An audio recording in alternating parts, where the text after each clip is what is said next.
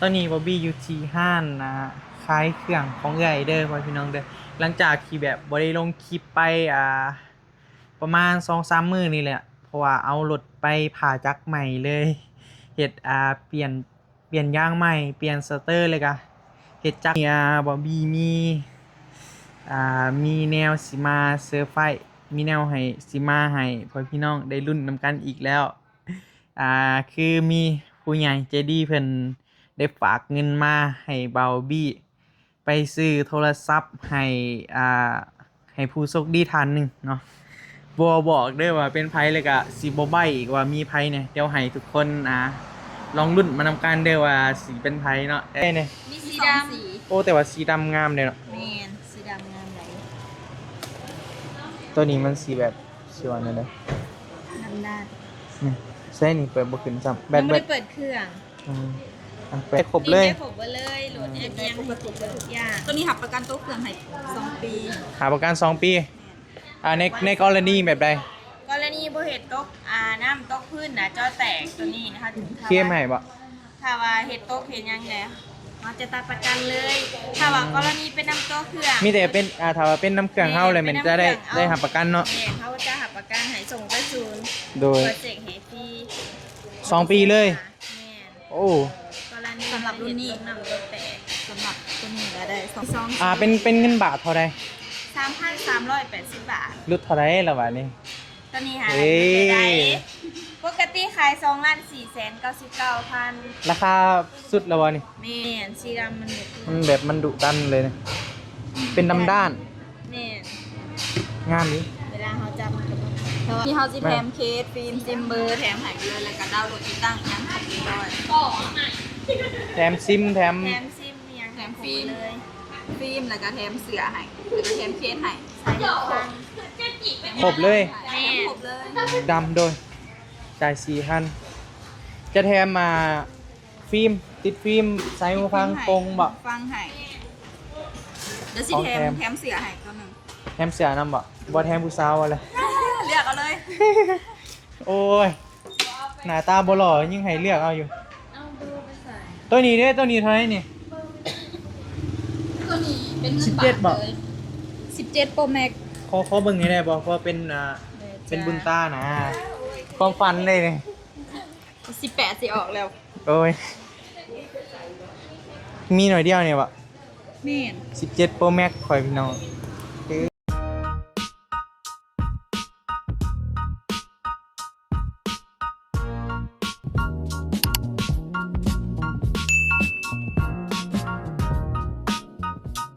เอากล่าวทักทายสบายดีเด้อพี่น้องเด้อทักทายสบายดีกันบรรยากาศยามเศร้าๆเนาะตอนนี้บอบบี้อยู่ที่ห้านนะขายเครื่องของเอื้อยเด้อพี่น้องเด้อหลังจากที่แบบบ่ได้ลงคลิปไปประมาณ2-3มื้อนี่แหละเพราะว่าเอารถไปผ่าจักรใหม่เลยเฮ็ดเปลี่ยนยางใหม่เปลี่ยนสเตอร์เลยก็เฮ็ดจักรใหม่เลยนะก็เลยว่าอ่ารถแล้วบ่ทันนะก็เลยรถแล้วจึงไปนะพี่น้องเพราะว่ามีรถคันเดียวเด้เพราะว่าคันนี้เฮาสิขี่รถโดยสารไปก็คือฮู้แหล้วเนาะมันก็แบบบางมื้อมันอาจจะเฮามาค่ำมายังรถก็เบิดสินะการไปการมาเฮามันก็บ่สะดวกคือแบบเฮาขี่รถไปเองนะก็เลยว่าถ้ารถแล้วก่อนพอดีมื้อนี้ก็พอดีแล้วเพราะว่าเฮ็ดจักร2มื้อเลยก็สร้างเพิ่นต้องได้โดดาเด้แบบต้องติดจักรนั่นแหละเพราะว่าเฮ็ดพาเครื่องใหม่เบิดเลยนะก็เลยว่าใส่เวลาดนแหน่น้อยนึงตอนนี้ก็ถือว่าแบบสมบูรณ์แล้วสำสิลุยแล้วบัดนี้หั่นนะ เพราะว่าซื้อรถเก่าเพิ่นเด้มันก็ต้องรถนี่ครับประมาณ10 ปีแล้วบ่ประมาณนี้แหละปี2015 2016นะรถหั่นมันก็เลยแบบก็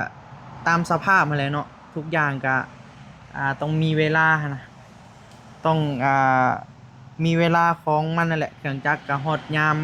เบิดอายุก็เฮาต้องฟื้นฟูใหม่ได้เนาะ ก็ถือว่ามื้อนี้ก็สิไปเวียกปกติแล้วพ่อพี่น้องก็หลายๆคนก็อาจจะยังบ่ฮู้เนาะหลายๆคนก็อาจจะฮู้แล้วสำหรับข่าวร้ายเนาะพ่อพี่น้องข่าวร้ายก็คือ ทางพ่อของซาเบลเนาะก็คือเพิ่นได้เสียชีวิตแล้วเด้อไว้พี่น้องเด้อหลายๆคนก็อาจจะเห็นในคลิปของผัดไซเนาะก็เลยบาร์บี้ก็เลยจังหน่อยนี่แหละก็สิไปซอยเวียกซอยงานหมู่หั่นแหละก็ขอแสดงความเสียใจนำซาเบลแหละไว้พี่น้องเรื่องเจ็บเป็นนี่นะมันก็ว่าง่ายๆก็ถือภัยกับบอดี้นะแต่ว่ามันก็เป็นเรื่องที่ว่าเฮาหลีกเลี่ยงบ่ได้ฮะทุกคนก็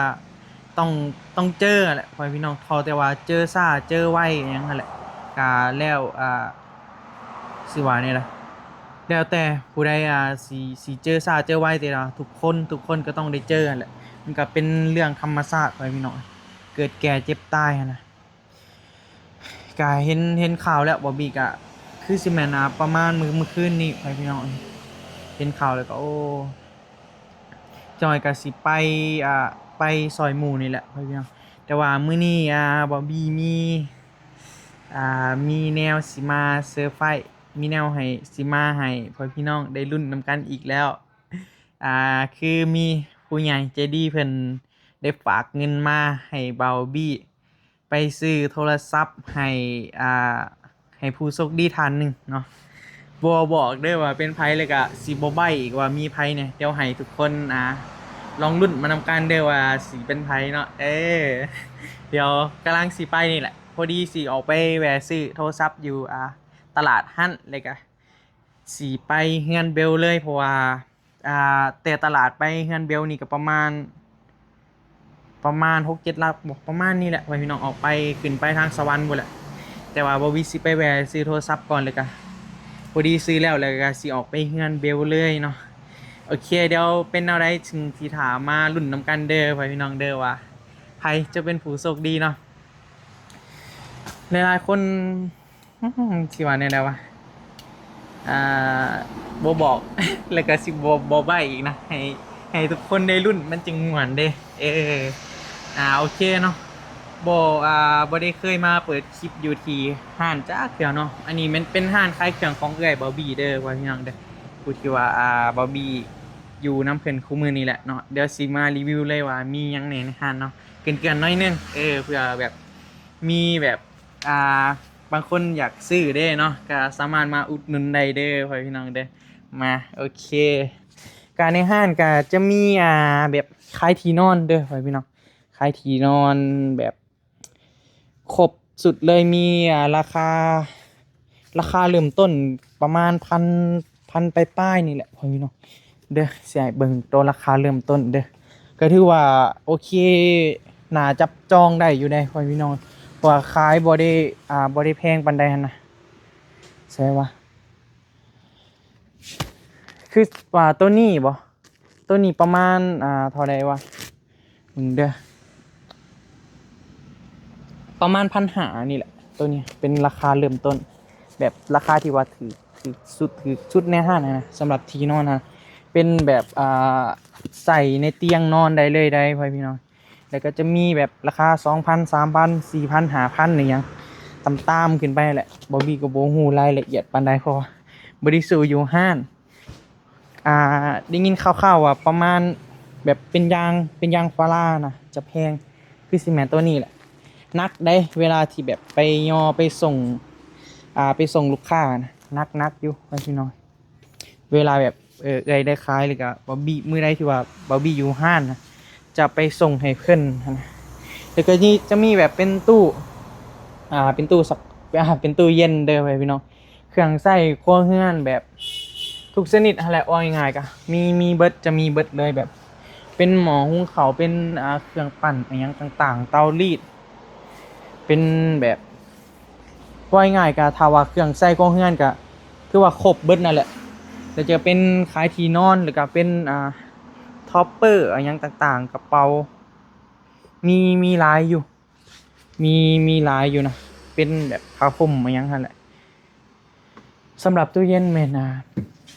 จะมีให้เลือกหลากหลายเลยแหละช่วงนี้ก็มีเซลล์อยู่ได้เพราะว่าเราอยากเซลล์เครื่องเก่านี่ออกแล้วเพิ่นจะเฮ็ดห้านขายอะไรอย่างวะอาจจะเป็นเสื้อผ้าอะไรอย่างนี้แหละเพราะว่าเพิ่นอยากเซลล์เครื่องไฟฟ้าออกอยู่ได้ไว้พี่น้อง ถ้าว่า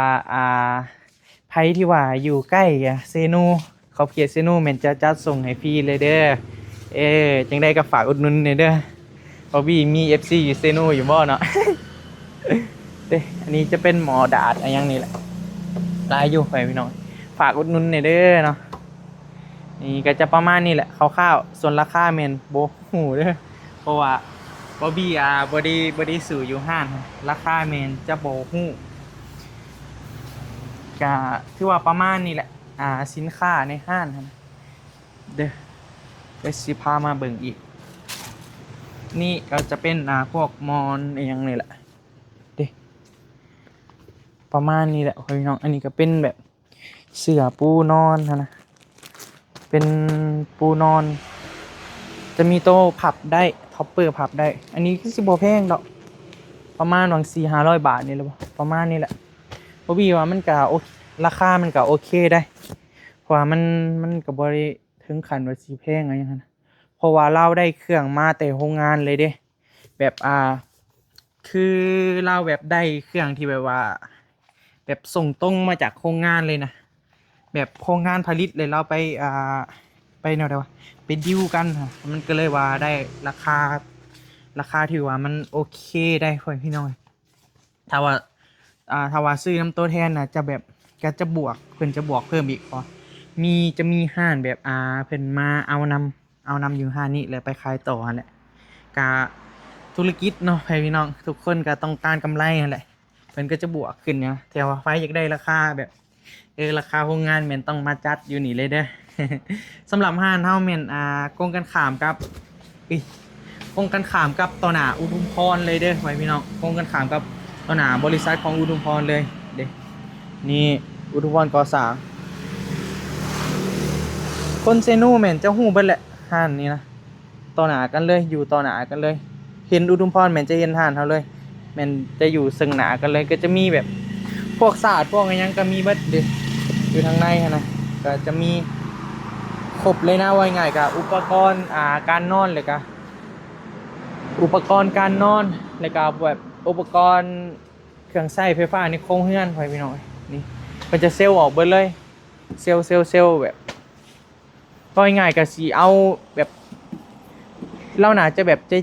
จะอยากขายเลยบ่เครื่องไฟฟ้านี่ครับบ่เข้าใจนำเราปานใดมันแบบเพิ่นสิเฮ็ดธุรกิจอันใหม่ก็เลยว่าอยากเซลล์ออกถ้าว่าไผอยากได้ราคาโปรแม่นคือว่ามาจัดเด้อพี่น้องเด้อสำหรับตู้เย็นหรือว่าหยังต่างๆนั่นแหละเป็นเครื่องซักผ้าหยังพัดหลอกพัดลมเนาะสำหรับไผที่บ่มีโอเคปะซะแล้วเฮาไปห้านโทรศัพท์นำกันเลยเด้อโอเคตอนนี้เฮาฮอดห้านโทรศัพท์แล้วสบายดีเด้อได้คนงาม สบายดี นะอันนี้เป็นรุ่นยังไง อันนี้จะเป็น Honor X หา C ออเดอร์ X หา C X หา C มึงเด้อขอเบิ่งเด้อเขาได้นี่ ตัวนี้ราคาแม่น2,299 2,299,000 2,300,000 จะมี2สี มีรุ่นใดเนี่ยดำเนี่ย ราคาประมาณ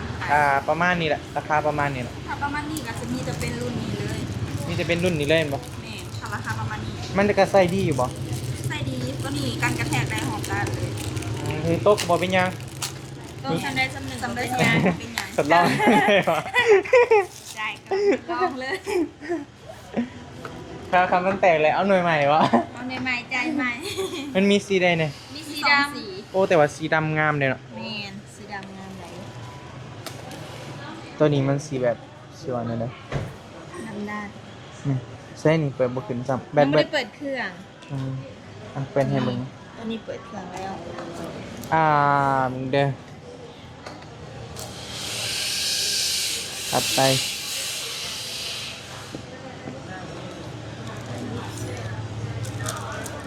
โอ้กล้องก็แจ้งเนาะแต่เราเหมือนมา เต็มจอ ใช่นี่ อ้าย ได้อยู่ลิน Facebook ลินยังได้ครบเลย ได้ผมไปเลยโหลดแอปยังให้ครบทุกอย่างตัวนี้หับประกันตัวเครื่องให้2 ปี หาประกัน2 ปีในกรณีแบบใด กรณีบ่เหตุตกน้ำตกพื้นนะจอแตกตัวนี้นะคะถึง เคลมให้บ่ ถ ถ้าว่าเฮ็ดโต๊ะเฮ็ดหยังแล้ว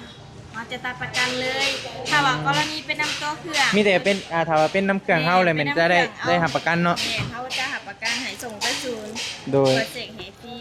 2 ปีเลย แม่น โอ้ กรณีสำหรับรุ่นนี้น้ำรถแตกสำหรับตัวนี้ก็ได้2 ปี มี2 เป็นเงินบาทเท่าใด 3,380 บาท ลดเท่าใดล่ะบาดนี้ ตัวนี้หา เอ้ย ได้ปกติขาย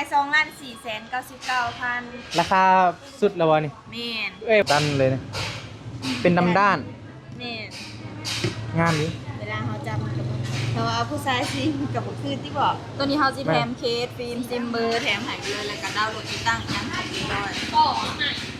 แถมซิมแถม แถมซิมมียัง แถมฟิล์ม เลย ฟิล์มแล้วก็แถมเสือให้แล้วก็แถมเคสให้ ใช้ฟัง ครบเลย แม่ ครบเลย นี่แต่ทาวา ถ้าซิมนี่เฮาต้องให้ผู้เกี่ยวมาซื้อเองเนาะ แม่ กินได้ ค่ะเขาแถมให้แต่ว่าให้เรามาลงทะเบียนเองก็ได้หรือว่าลงอยู่บ้านก็ได้ โอเคแต่ว่าตั้ง Facebook ก็ยังให้เรียบร้อยบ่ Facebook นี่เขาจะได้ยัง มันต้องมีเบอร์เนาะ แม่ โอเคแต่บ่ยากหรอกเนาะมีแต่ให้ห้านโทรศัพท์เขาเจ้าตั้ง ให้เรียบร้อย มาโหลดให้ยังประจำให้เราตั้งเองก็ได้ บ่รุ่นเลยบ่ ก็นี่ค่ะโปรโมชั่นแล้ว 3,000เท่าใดก็ 3,380 บาท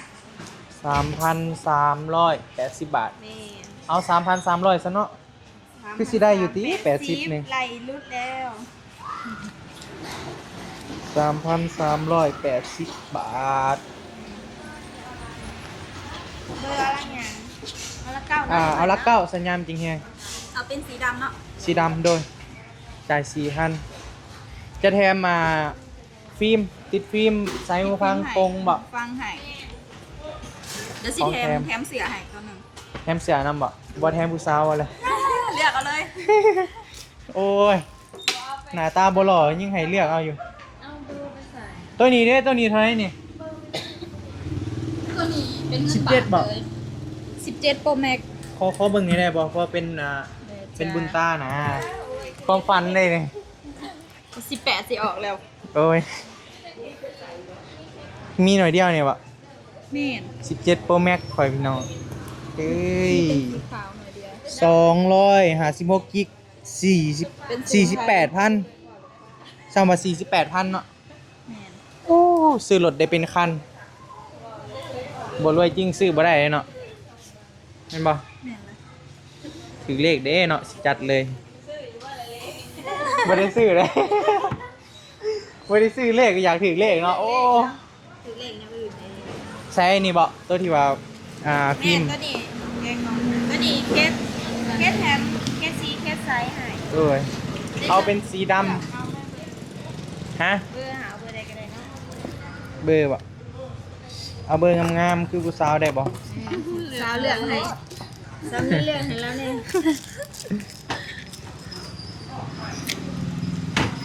เจ้าสิเหลือเด้อเบิ่งเฮามักเลขเฮามักเลข8เลยมี88บ่แต่ก็ตัวใดก็น่าจะได้แล้ว เอาตัวใดก็ได้ เนาะเอาตัวนี้เนาะนี่ใครอยากซื้อเลขไปซื้อเด้อประมาณนี้แหละ เอาบ่ฮู้แล้วเนาะได้อยู่ตอนนี้เพิ่นกำลังทำการติดตั้งก็เป็นห้านห้านใหญ่ที่สุดในเซนูเลยแหละพี่น้องก็จะขายมีครบทุกรุ่นเลยนะ จะมี iPhone อย่างต่างๆครบเลยนี่ เจ้าโปรโมททางของสาวโปรโมทเจ้าค่ะ ใช่แต่ว่าความฝันอยากได้นี่แหละสุดๆเลยถ้ามีเงินนี่จัดเลยนะเอามาถ่ายคลิปนี่โอ้โคตรขัดเลย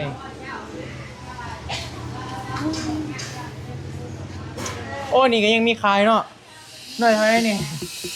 ต้นละ280,000 เริ่มต้น 280,000เจ้าเคยหลินเกมงูป่ะ เคย เนี่ยเนาะหลินเกมงูเนาะ เคยทัน ประมาณ10 ปีขึ้นหลังเนาะเกมงู ใครบ่ทันเล่นเกม มันมีบ่ตัวแบบรุ่นพับ ถ้ามีสิซื้อเก็บไว้อยู่เลยนะ เป็นรุ่นพับเนาะเด็กกี้เนาะ แม่ขับจอ ในนี่ก็มีขายกล่องโกโปรยังนะบ่ โบไม่ได้ขาย มีขายโทรศัพท์เนาะ แต่มีแต่ไวไฟ Wi-Fi วะนี่ Wi-Fi มันสามารถไปได้ มันเกิดกระจายอันนี้สัญญาณ สมมุติเฮาเข้าป่ายมันมี Wi-Fi บ่ มันก็มีกว่าโทรศัพท์ถ้าเราเอา Wi-Fi เข้ามามีกว่าสัญญาณโทรศัพท์ ความหมายว่าเฮาแบบตอนเฮาสิไปป่าสำได้ก็ได้ก็มันก็มีเห็นบ่ มีกว่ากับบ่ได้ถึงขันเลย บ่ได้ถึงขั้นว่าสิมีร้อย แม่น แต่ก็สามารถติดต่อยังได้เนาะ มีกว่า เท่าได ตัวนี้ราคาเริ่มต้นเลยมัน600,000 600,000แบบราคาสุดๆเด้ มีสองอันมี600,000แล้วก็899มันมีตัวแกะ มีส บ่ องราคา พอเบิ่งได้บ่ เบิ่งได้ อยากได้อยู่เพราะว่าไปป่าดุอยู่นะมันสมมุติเนาะเข้าไปป่าเลยมันต้องออกมาหาสัญญาณอีกนะมันก็เดินทางออกมาไกลเด้เฮาได้ตื่มเงินไปได้ละบาดนี้ Wi-Fi นี่ แม่น Wi-Fi นี่จะได้แต่ราคานี่แล้วก็ซื้อซิมต่า บ่ งหาก บ่ความหมายว่าแบบเฮาต้องได้จ่ายเงินให้ Wi-Fi บ่ รายเดือน เดือนละ คือเขาเติมเน็ตเท่านี่แหละเติมรายเดือน ต้องจ่ายเป็นรายเดือนบ่ แม่น ถ้าสมมุติเฮามี Wi-Fi เฮาถือติดแล้วเฮาบ่อยากตื่มเงินโทรศัพท์เนาะเฮาก็ใช้ Wi-Fi เฮา แม่นใส่ Wi-Fi ก็ได้ แต่ คือกันกับเขาเติมเงินโทรศัพท์เท่านี้แหละ แต่ถ้าสมมุติเฮาอยู่ในเซโนนี่มันก็จะแฮงแม่นบ่ แพงกว่าโทรศัพท์แพงกว่าสัญญาณโทรศัพท์ แต่มันโอเคอยู่ในราคามันตัวนี้เด้มีตัวแกะบ่ไทยเอาตัวนี้แหละเท่าไหร่ก็ ตัวนี้เลย899 899,900,000น่ะ ตัวนี้จะเป็นหัวเว่ย หัวเว้ยต้องได้สากแบตบ่แม่ แม่นสากแบตมีแบตเตอรี่คือกัน ทนบ่ ทำบาทนเหมาะแบตเตอรี่ให้มา1,500อืม 1,500เดือน เด้อเดี๋ยว สูงอันนั้นได้ ได้เงินเดือนก่อนเด้อ ได้มันจะเดือน แถมน้ำโทรศัพท์บ่ได้บ่ โทรศัพท์อันนี้ก็1,000 กว่าบาทแล้วบ่ ยอม แถมเพชรแถมได้อยู่เนาะ แถมคิด แถม Wi-Fi ยอมแล้วก็ถือว่าประมาณนี้แหละไว้พี่น้อย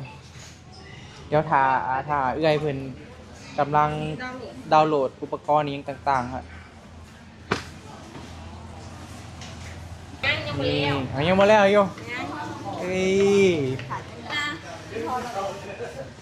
มันเป็นเงินกีบก็ได้ป่ะ ได้อยู่ เจ้าต้องเรียนรายละเอียดให้เฮาสูงได้เลย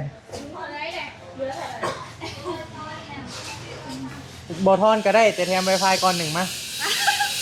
บ่แถมหน่วยขาวๆนะ บ่ทอนก็ได้แถมหน่อยนี่บ่เว้ยบ่ตัวนี้ฮะมันแบบคะแนนซื้อนี่รุดประมาณเท่าไหร่แก้เบิ่งได้บ่อยากเบิ่งเด้เพิ่นให้แก้บ่บ่ให้แก้ แก้ เนาะ บ่ได้ ต้องได้ซื้อเนาะ แม่ซื้อว่า ไม่ สิ ใช่หน่วย แก้ เดียว มีจ่ายเป็นผ่อนบ่ ยังบ่มีทางหารเขายัง บ่มีเนาะไอรี ยังบ่ได้แก้ ไอรีเปิดกล่องมาเจอหน่อยนี่แหละโอ้ น่าจะเป็นอะไรกับ ทอนเท่าไหร่นี่ 421,000 โอเคยังถ่ายยังเนี่ย ยังหาโหลด โดย ยังใส่เมลแล้วก็ดาวน์โหลดใส่เมลแล้วก็โหลดยัง ดาวน์โหลด โหลดเฟซโหลดยังดาวน์ โดย แล้ว อันนี้เป็นแท็บเล็ตบ่ แม่นแท็บเล็ต อืมรุ่นยัง ไอเทล ราคาเท่าไหร่ 3,299